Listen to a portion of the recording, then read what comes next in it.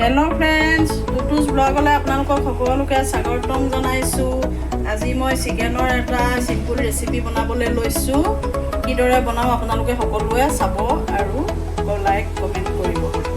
কেৰাহীখন পাতি থৈছিলোঁ, কেৰাহীখন পাতি থ'লোঁ, গৰম হ'বলৈ দিলোঁ। গৰম হোৱাৰ লগে লগে মই এতিয়া তেল দিছোঁ। তেলটো ভালকৈ গৰম হ'বলৈ দিব লাগিব।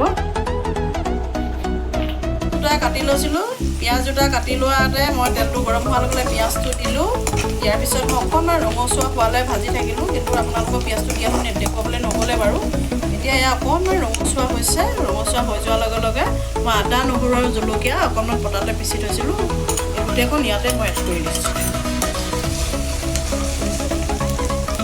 পিঁয়াজৰ লগতে মই নিমখ, আন্দাজ অনুযায়ী হালধি,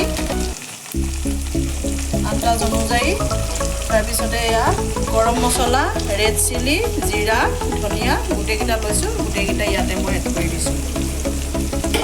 এড কৰি দি অকণমান লৰাই দিম।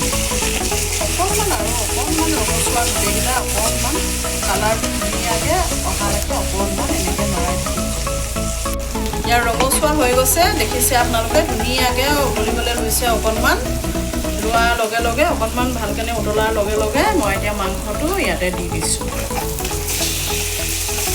মাংসটো ইয়াতে দি দিছোঁ।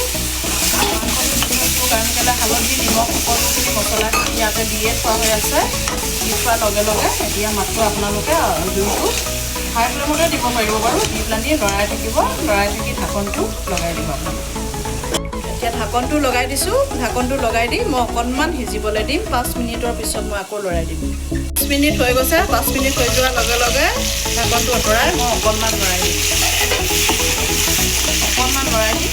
লৰাই দিয়াৰ পিছত মই জুইটো অকণমান কমাই দিম। কমাই দি আৰু 5 মিনিটমান মই ভাজিলে জুইটো অলপ কমাই দিছোঁ। আৰু 5 মিনিটমান ভাজিম। 5 মিনিটমান ভজাৰ পিছতে মই ঢাকনটো মই এতিয়া ঢাকনটো লগাই দিছোঁ। 5 মিনিট হৈ গৈছে। 5 মিনিট হৈ যোৱাৰ লগে লগে মই ঢাকনটো উদঙাই মই অলপ লৰাই দিছোঁ। এয়া দেখিছে ধুনীয়াকৈ আপোনালোকে কেনেকুৱা ধুনীয়াকৈ কৰি আছে। এতিয়া মই আলু দুটা সৰু সৰু চাইজৰ কাটি লৈছিলোঁ। সেই কাটি লোৱা আলুখিনি মই এতিয়া ইয়াতে দি দিম। ইয়াতে দি এতিয়া লৰাই দিছোঁ। জুইটো কমাই আপোনালোকে লৰাই থাকিব। ঢাকনটো আঁতৰাই অলপ লৰাই থাকিব। যেতিয়া আলুটো নিসিজে তেতিয়ালৈকে আপোনালোকে জুইটো কমাই লৰাই থাকিব।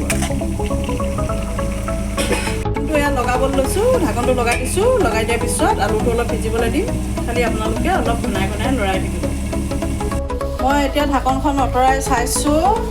মাজে মাজে মই যিখিনি লৰাই আছোঁ আপোনালোকক গোটেইখিনি দেখুৱাবলৈ নহ'লে বাৰু। মাত্ৰ জুইটো কমাব। কমাই আপোনালোকে 2 মিনিটৰ আঁতৰে বা 3 মিনিটৰ আঁতৰে লৰাই থাকিব। খালি জুইটো আপোনালোকে কমাই দিব। এয়া দেখিছে মোৰ সিজি গৈছে। সিজি যোৱাৰ লগে লগে মই এতিয়া জাষ্ট মই অকণমান 1 মিনিটমানৰ কাৰণে জুইটো হাই ফ্লেমত দিম। দি পেলানি অকণমান উতলিবলৈ দিম। মই ইয়াত একো পানী ব্যৱহাৰ কৰা নাই। মাত্ৰ জুইটো কমাই এনেকৈ লৰাই দিছোঁ। তেতিয়া গোটেই তেলখিনি ওলাই গৈছে। এতিয়া 2 মিনিট হৈ যোৱাৰ লগে লগে মই ঢাকনখন আঁতৰাই দিছোঁ। আঁতৰাই লৈ মই অকণমান লৰাই দিম। লৰাই দি গেছটো অফ কৰি দিম। এতিয়া হৈ গৈছে। এতিয়া ধুনীয়াকৈ এতিয়া গেছটো অফ কৰি দিব পাৰোঁ। আপোনালোকে দেখিছে আজি বনোৱা চিকেন চিম্পুল ৰেচিপিৰ সৈতে মই কেনেধৰণে ভাত যোগাৰ কৰিছোঁ চাওকচোন।